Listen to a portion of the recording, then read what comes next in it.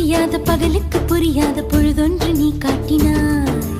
இதயத்தில் நீ இருப்பதனால் நான் தூங்கும் நேரத்தில் என்னுள்ளே தூங்காமல் நெஞ்சுக்குள் வாயாடினாய்.